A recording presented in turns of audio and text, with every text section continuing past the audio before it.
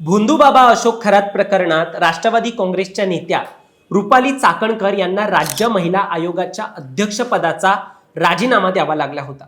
मात्र आता पक्षांतर्गत दबावानंतर चाकणकरांनी राष्ट्रवादी महिला प्रदेशाध्यक्ष पदाचाही राजीनामा दिलेला आहे। खरात प्रकरणी चाकणकरांनी सर्व पदाचा राजीनामा द्यावा ही मागणी विरोधकांनी सुरुवातीपासूनच लावून धरली होती आणि अखेर विरोधक आणि राष्ट्रवादीच्याच पक्षातील नेते यात यशस्वी झालेत। पण मंडळी, फक्त राजीनामा होणं हे या विषयापुरतं मर्यादित आहे का? राजीनामा झाला म्हणजे सगळा विषय संपलाय का? तर नाही। अशोक खरात प्रकरणाचा तपास सुरू झाल्यानंतर त्याचे राजकीय लागेबंध समोर आले आहेत आणि याच प्रकरणात राष्ट्रवादीच्या नेत्या रुपाली चाकणकरांची चौकशी व्हावी आणि त्यांना सहआरोपी करावं अशी देखील मागणी सुरू आहे।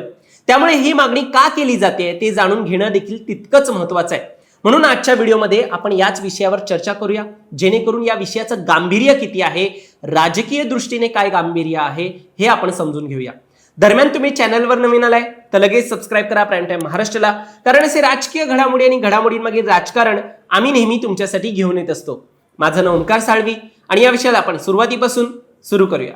तर मंडळी, सध्या या अशोक खरात विषयात नाशिक पोलीस आयुक्त संदीप कर्णिक हे महत्त्वाची भूमिका बजावत आहेत।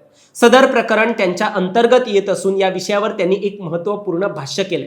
संदीप कर्णिक म्हणाले, अशोक खरात प्रकरणात तपास सुरू असून पुढे काही गोष्टी समोर आल्या तर योग्य ती कारवाई केली जाणार।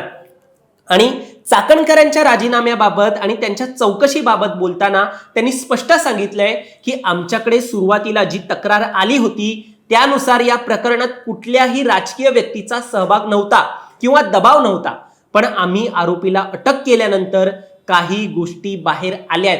शिर्डीमध्ये हस्तक्षेप करण्याचा प्रयत्न केला गेला होता किंवा इतर ठिकाणी काही अशा घटना झाल्यात जे नंतर समोर आलेत। म्हणजे त्यांच्या या वक्तव्याचा कुठेतरी चाकणकर यांच्याशी संबंध आहे का असा प्रश्न आता उपस्थित राहू लागलाय आणि म्हणूनच पक्षाच्या महिला प्रदेशाध्यक्ष पदाचा राजीनामा येणं हे देखील महत्त्वाचं ठरतंय। सुषमा अंधारे यांनी हा राजीनामा येणं का गरजेचं होतं हे सांगितलेलं आहे। अंधारे म्हणतायत की राजीनामा ही मागणी आमची नाही, पण तो प्रक्रियेचा भाग झाला। उद्या कदाचित त्यांना अटकच व्हायची असेल तर पदावर असताना अटक झाली तर पक्षाची प्रतिमा अधिक डागाळेल, म्हणून त्यांचा राजीनामा घेण्यात आल्याची शक्यता त्यांनी वर्तवली आहे। परत महिला आयोगाचा राजीनामा हा फडणवीसांनी मागितला आणि त्यांच्या म्हणण्याने झालाय, तर पक्षातील राजीनामा हा स्वतः पक्षाच्या अध्यक्षा सुनेत्रा ताई यांनी मागितलाय असं देखील अंधारे म्हणाले। आणि चाकणकर गेल्या 12 वर्षांहून अधिक खरात यांच्या बरोबर संबंध ठेवून आहेत, त्यामुळे खरात यांचे हे सगळे कारनामे 16 वर्षांपासून सुरू होते। मग 16 वर्षांपासून किती केसेस असतील? हजारो केसेस असतील असं देखील सुषमा अंधारे म्हणाल्या। त्यामुळे विरोधकांचं म्हणणं आहे की चाकणकरांना यातलं काहीतरी माहीत नसावं हे शक्यच नाहीये।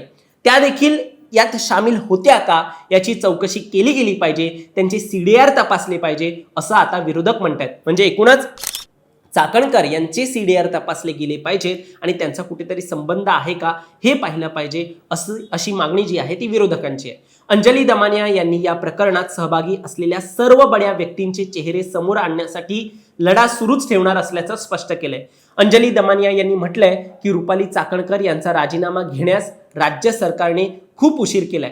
राज्यात हुंडाबळीची आणि महिला अत्याचाराची गंभीर प्रकरणे समोर आली असतानाच त्यांचा राजीनामा घेणं अपेक्षित होतं। राज्यात वैष्णवी हगवणे, संपदा मुंडे आणि गौरी गर्जे यांच्यासारख्या गंभीर प्रकरणांमध्ये महिला आयोगाने कोणतीही ठोस कारवाई केली नाही असा आरोप अंजली दमानिया यांनी केला। पडद्यामागे अशा अनेक तक्रारी राज्य महिला आयोगाकडे येतात, पण राज्यातील महिला आयोग त्यावर काहीही करत नव्हतं। त्यामुळे चाकणकर यांना इतक्या स्वस्तात विरोधकांना सोडायचं नाहीये हे देखील स्पष्ट दिसून येत आहे। मात्र रुपाली चाकणकरांनी सोशल मीडियावर याबाबत स्पष्टीकरण दिलंय। खरात प्रकरणाबाबत पहिल्या दिवशीच मी माझी भूमिका स्पष्ट केली आहे। त्याच्या आर्थिक व्यवहारात, त्याच्या गैरकृत्यात दुरान्वये संबंध नाहीये। आजही तीच स्पष्ट व ठाम भूमिका आहे। तपासादरम्यान या सर्व बाबी निष्पन्न होतीलच। खोटे, असत्य व कुठलाही पुरावा नसताना जे आरोप माध्यमांमधून होत आहे ते वेदनादायक आहेत।